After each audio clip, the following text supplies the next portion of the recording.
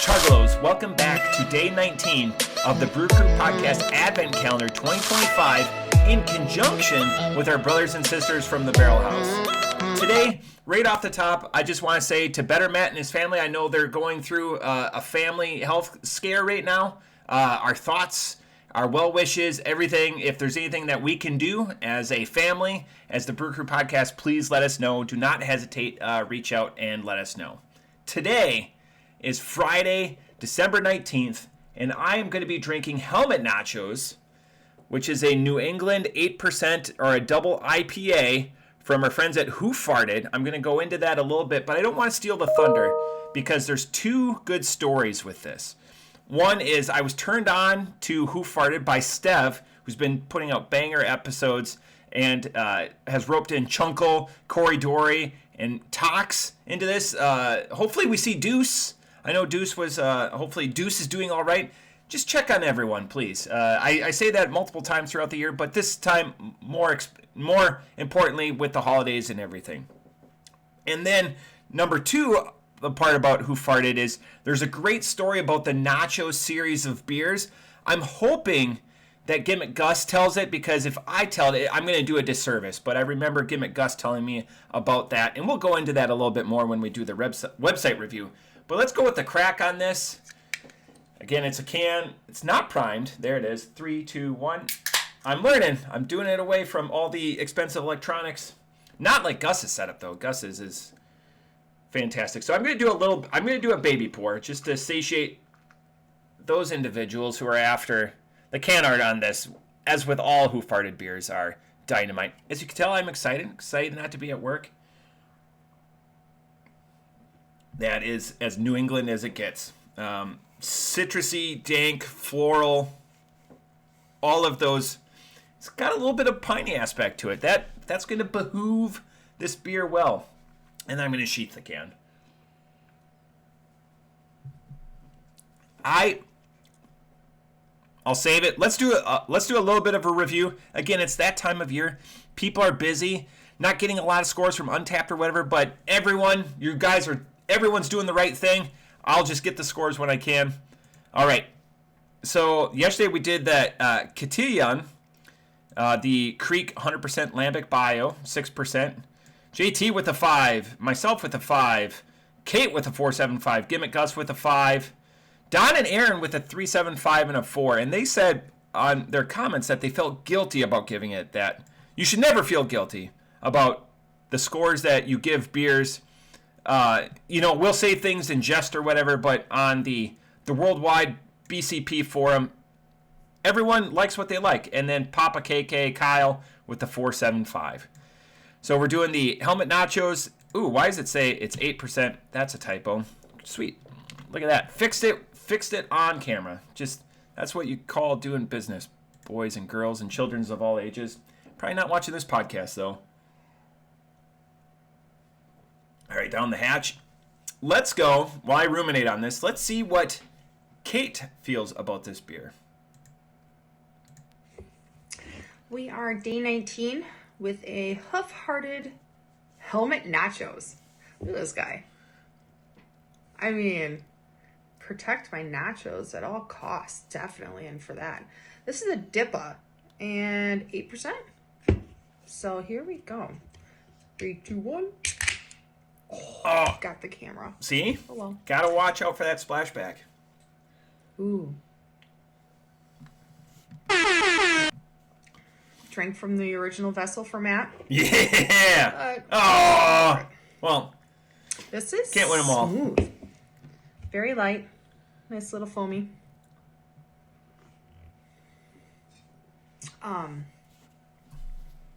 Yeah. Nothing too special.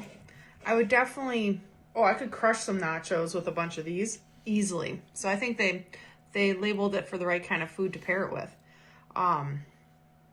It's not too bitter. It's, you get a little bit of the dryness on the tongue afterward, but nothing so sharp. I think this is, I don't know, nothing extraordinary about it. It's drinkable. I would give it a solid 4. Solid 4. And No points or anything like that with the previous couple of beers where I missed it and had to go back and watch it. This beer, bitterness, yeah, you get it, but when I'm drinking an IPA, I want that, unless it's like a sour IPA or something, but that's in tandem with other flavors. But like, a WIPA, a New England, an American should come away with some bitter, right? Let's check out the website. And the website is one of the best things about Hoof Hearted. You can find out more at hoofheartedbrewing.com. They're out of Marengo, Ohio, which is near Columbus. And anyone else have the same anxiety when it comes to websites when they use the space all the way? I'm like, is there a scroll bar? Is there something? We've been turning tanks like cassette tape since it was 2011. Known throughout the industry for our deft hop wrangling and nude air guitar prowess. I didn't know that about them. That's pretty awesome. We do everything we can to provide fresh, high quality, and sometimes high test liquid to get you party popping. Sorry, Stacy. These are the stories that I'm hoping, if Gimmick Gus is tipped off by me, tell the stories about the 120, the 60 minute, minute, tipping my handle there a little bit, where these stories came from. And that's fantastic. I love the stories, and he does a good job. Obviously, an outshout to all the wrestling stuff. I didn't know that about Robe from a couple of days ago, but huge wrestling fan. Always and forever. Again, look at that artwork. I don't do... I'm in awe of how simple, but yet, like, divine it all is. Anyways. And then Helmet Nachos from Untapped. Imperial Double, brewed with a rotating array of hops. Do you think they change... Chuggalos, when you see that, do you think they change the hop concoction in there? Like, from year to year? And I'm going to check-ins. I mean, obviously it's all this year. But, I mean, they have 4,000. It's got to be maybe a rotating... Maybe it's the same base, but then they add a different hop blend to it. Man, this beer. Nothing better to be drinking, though, at 7 o'clock in the morning on a day you have off. Off the top rope. This beer is good. It's crushable. It's dangerous at an 8%. I like my IPAs when they feel a little bit dangerous. A couple days ago, we had that WIPA that was a 6.8 that felt a little bit safe. But would I drink that over this? I don't know. I like the 8. I like that double aspect to it. It gives that a little bit more of a bitterness. But outside of that, there's nothing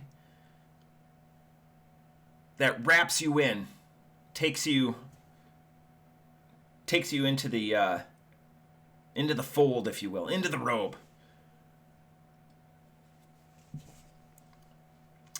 Off the top rope, I'm going to give it a 3.75. And just because it is that one note, it delivers a strong, like I like Lighthearted from Bell's for a light IPA. It's just one note. It just amplifies that note, and it's great because you're drinking that beer, because it's under 4%, it's under 100 calories. You just want that IPA aspect, drinking a light beer, be it a Miller Lite or a Busch Light or whatever it is you drink. This is in that same ilk. It just ramped up a little bit, just at that 8% marker. And it's quite good. It's quite good from the can. I could do a few of these and then just bust off into something else, because that bitterness, as I talk more and balance my soup cooler up against itself, it persists. And that's a good thing. Hey, I've been drinking beer. Nachos would be a great pairing. There's not a lot of beers that don't go good with nachos. I mean, I'm sure there are, but nachos are just great. Yeah. I will say, I want to reflect back after watching JT's video and Gimmick Gus's video on that Cotillion.